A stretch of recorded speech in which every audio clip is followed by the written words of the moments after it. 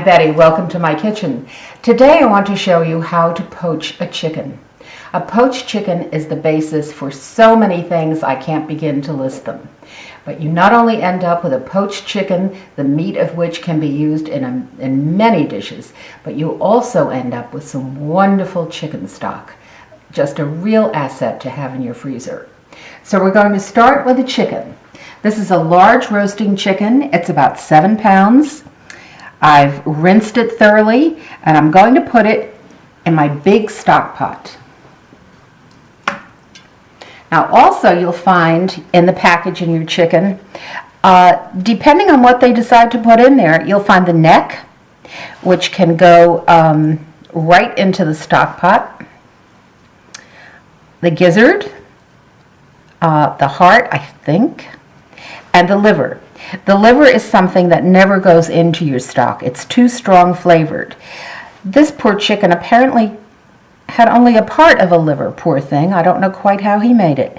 But you can collect these and freeze them, and they can be sauteed or fried for another use later. So I'm going to put these in my stock pot and cover the chicken with cold water.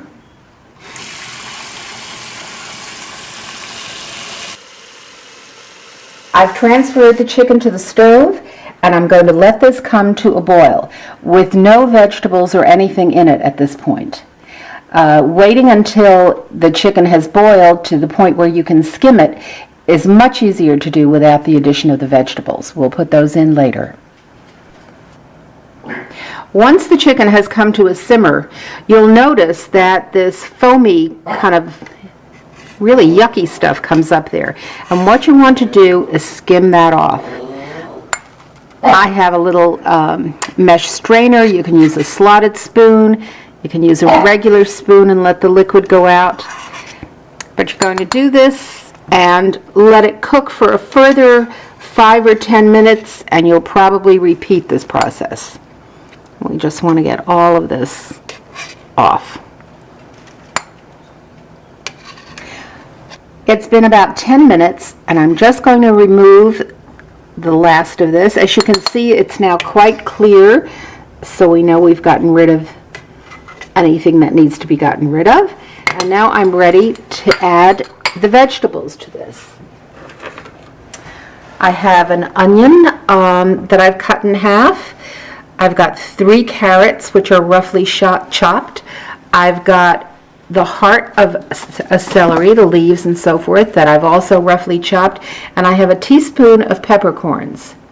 I'm not adding salt to this stock because depending on how I'm going to use it, I can then control the amount of salt I want in the final product.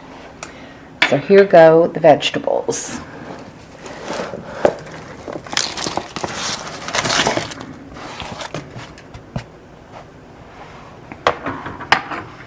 And my peppercorns. Get those in there.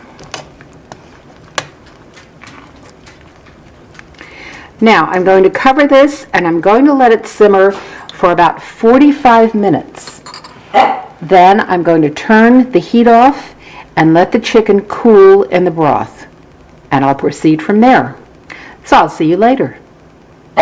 My chicken has cooked and cooled in the broth, and now I'm ready to remove it using my handy dandy pasta scoop, which is sturdy, and that's a good thing because this is a big chicken.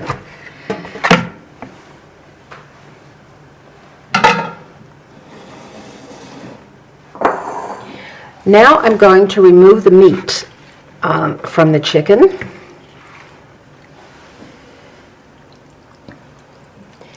But I'm going to return the skin and the bones to the stock pot.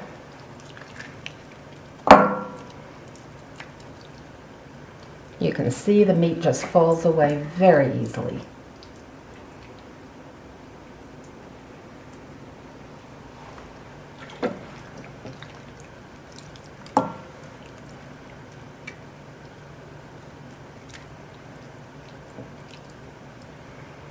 I want to leave a little meat clinging to the bones because it's going to further enrich this broth that we're making.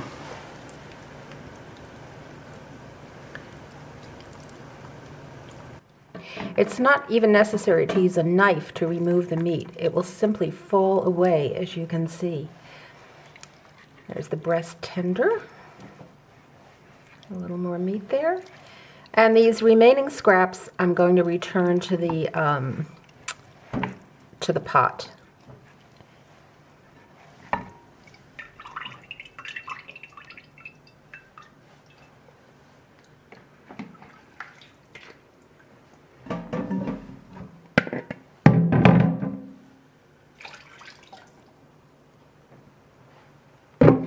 Now this is going to go back onto the stove, and I'm going to continue cooking it for 2 or 3 hours to get all of the flavor out.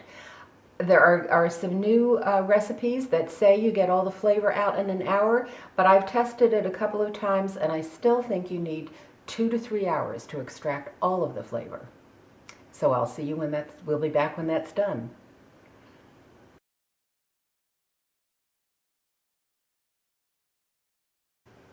My stock has cooked for actually about 4 hours now, and with my handy pasta strainer, I'm going to remove as much as I can of the solids.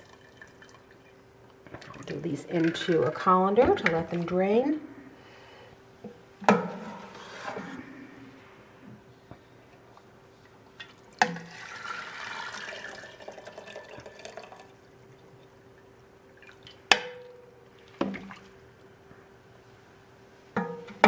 This is a great tool for this kind of project.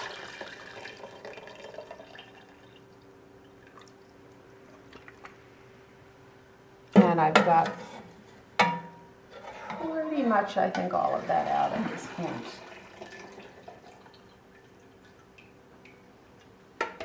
So I'm going to set this aside, and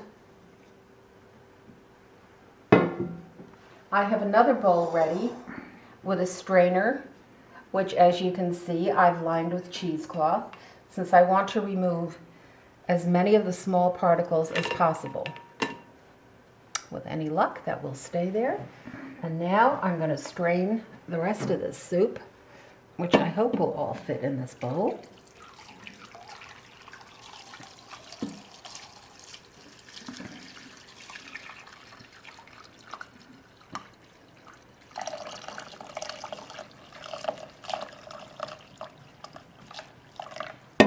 I'm going to have a little bit left over that I'll put in another bowl.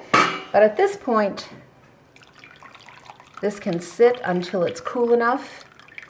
Then it will go in the refrigerator. And when it has chilled, I'll transfer it to my storage containers. There will be a layer of fat on top, which will solidify. You can then remove that. And any remaining sediment will sink to the bottom. And you can leave that on the bottom, and you'll have a beautiful, clear chicken stock.